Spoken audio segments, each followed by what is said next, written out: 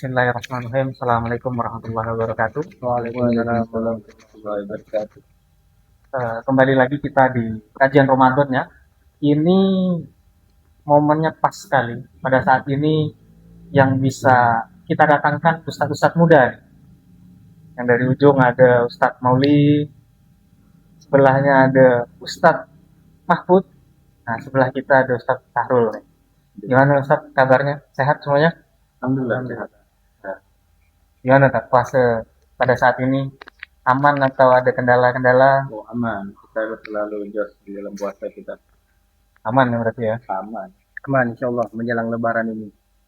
Oh, menjelang lebaran aman ya? Aman. Insya Allah belum hotel. Gimana Kak? Insya Allah belum hotel aman. Insya Allah lah ya. Kalau ustadznya mokel nih agak-agak Kak suaranya. Kebetulan nih momennya pada saat ini sudah mendekati Idul Fitri nih Kak. Kita pada saat merekam ini kurang lebih sisa seminggu lagi nih di Idul Fitri. Ini saya mau pertanyaan nih Kak. Gimana atau apa saja persiapan-persiapan yang harus kita siapkan menjelang Idul Fitri ini Kak sebenarnya? Bismillahirrahmanirrahim. Bismillahirrahmanirrahim. Assalamualaikum warahmatullahi wabarakatuh. Waalaikumsalam. Sebelumnya saya ucapkan terima kasih kepada MC kita yang baru ini, Gus Lingga. Masya Allah, beliau ini masih semangat muda terus beliau. Harus muda. Harus. Sudah jomblo apa sudah jomblo? Alhamdulillah single. Jomblo itu nasib, single itu pilihan. Masya Allah. Jadi begitu ya, ketika mendekati momen lebaran itu memang pertanyaan-pertanyaan maut itu selalu ada. Pasti. Ya, pasti di antara kita itu kapan nikah, tahun kapan, ya, bulan kapan.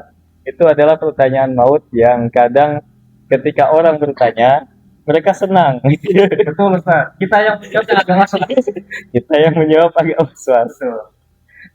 Oleh karena itu, ya ada beberapa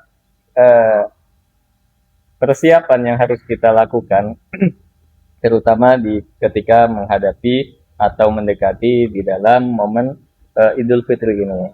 Yang pertama yang harus kita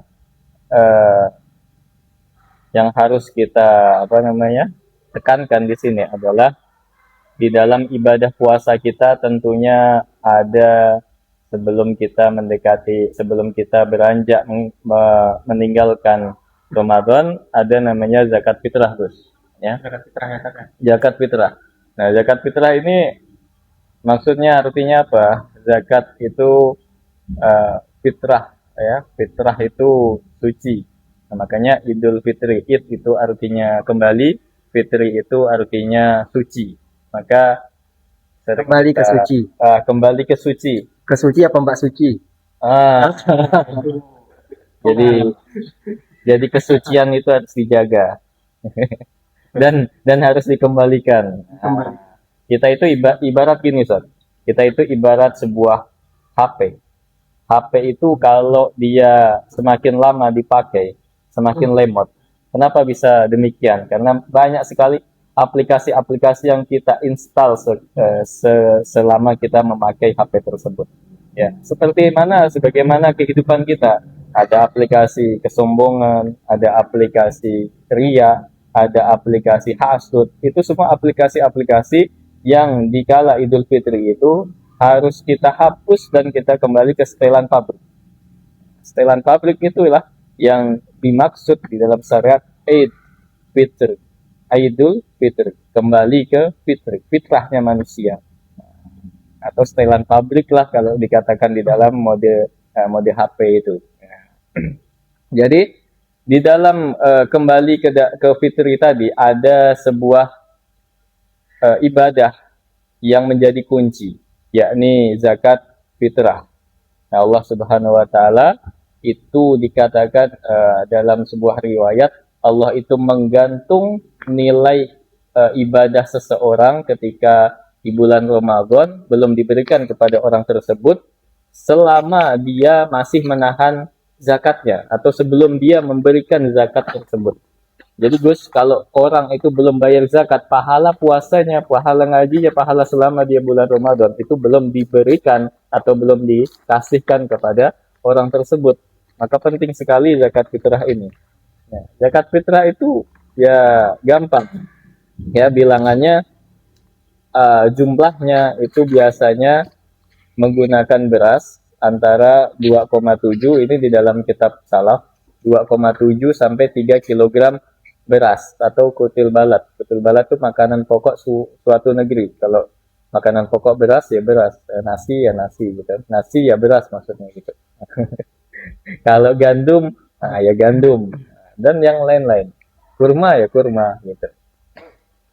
Itu zakat fitrah. Dibayarkannya kapan? Paling bagus ketika memasuki waktu wajib. Waktu wajib itu kapan? Ketika dia di malam Idul Fitri atau di malam 1 Syawal. Jangan sampai ya Malam takbir itu ya. di malam takbir, Gus. Itu Ya. yang diwajibkan yang bagus waktunya atau Ya, itu namanya waktu wajib. oh gitu. Itu namanya waktu wajib. Artinya apa? Sudah wajib, kita sudah mendapati kewajiban membayar fitrah ketika waktu itu. Oh, di malam takbir itu. Di wajib malam untuk takbir. membayar zakat. Betul. Kemudian jangan sampai kita menunda daripada pembayaran zakat kita melebihi daripada sholat Idul Fitri.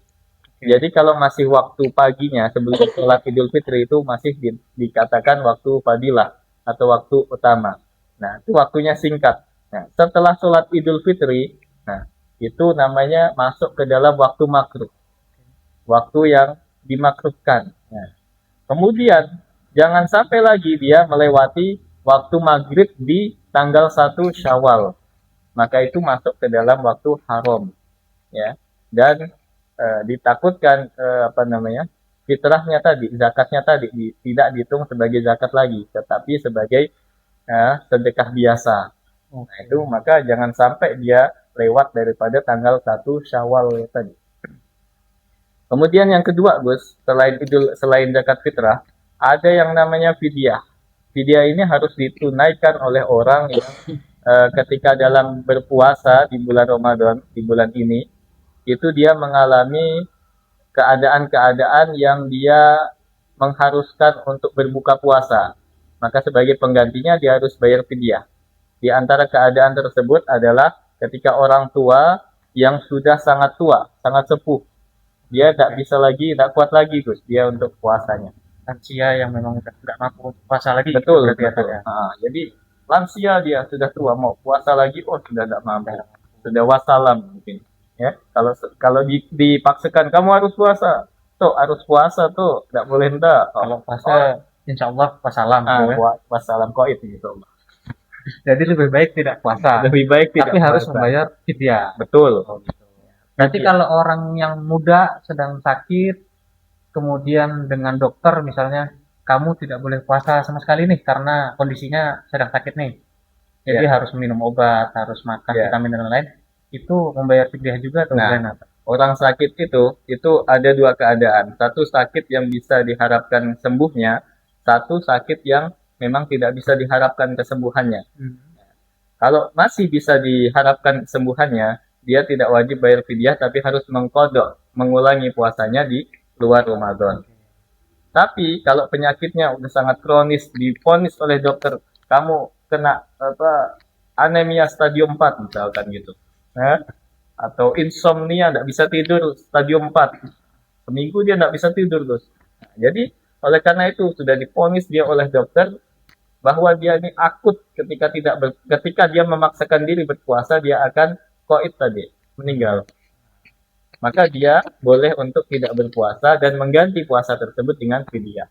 Kemudian yang ketiga, keadaannya adalah ketika ibu hamil ini dan menyusui. Itu ada dua keadaan. Ketika dia tidak mengkhawatirkan anaknya, jadi dia berbuka puasa tapi karena khawatir dengan dirinya sendiri. Oh, saya hamil, saya menyusui. Kalau saya tidak puasa, kalau saya puasa saya akan lemah. Saya tidak kuat memaksakan diri puasa di bulan Ramadan karena saya hamil atau saya menyusui. Nah, itu dia khawatir dengan dirinya sendiri. Itu dia tidak wajib fidyah, cuman wajib untuk kodok puasanya. Tetapi kalau dia mengkhawatirkan anaknya, jadi ketika dia puasa mungkin bisa, tapi anaknya, dia mempunyai anak. Anaknya ini kalau dia puasa mungkin air susunya tidak keluar, atau mungkin dia lemah untuk mengurus anaknya. Dia tak khawatir dengan anaknya tadi. Nah, kemudian dia tidak puasa. Dia dapat dua kewajiban. Yang pertama tetap dia mengkodok, yang kedua dia harus membayar fidyah. Itulah dua hal yang harus dipersiapkan sebelum kita memasuki daripada bulan Syawal atau Lebaran Idul Fitri. Berapa Ustaz, besarnya fidyah?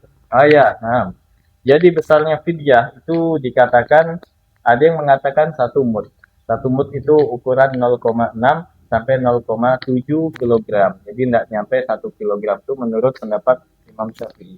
Sedangkan menurut pendapat Imam Hanafi atau pendapat-pendapat yang diambil oleh ulama kontemporer itu menyebutkan satu fidyah itu sama dengan setengah sok.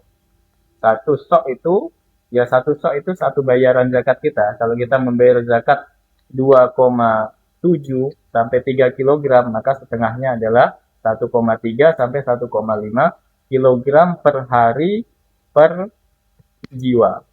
Jadi per hari per jiwa, per hari yang dia tinggalkan dan per jiwa orang tersebut. Gus, ini ada Ustadz Mauli ini baru bergabung dengan kita. Saya pengennya naruh Ustadz Mauli itu di akhir ya. Karena kalau dengan Ustadz Mauli ini jarang berkumpul. Kalau di awal tuh waktunya nanti dicepat-cepatkan. Tapi kalau di akhir tuh biasanya agak tenang gitu dia. Lebih rileks. Gimana Ustaz? Kebetulan saya pengen ya membahas agak panjang lah. Cuman dikarenakan waktu kita ini 1 menit lagi, aman nggak ya? Oh, nampaknya pada saat ini kita bakalan dipotong oleh buka puasa. Oke, siap. Ini sudah 17.55. Insya Allah 1 menit lagi. Ya, Azan Azan. kumandang. bahwa tetap bersama kita dalam kajian Ramadan.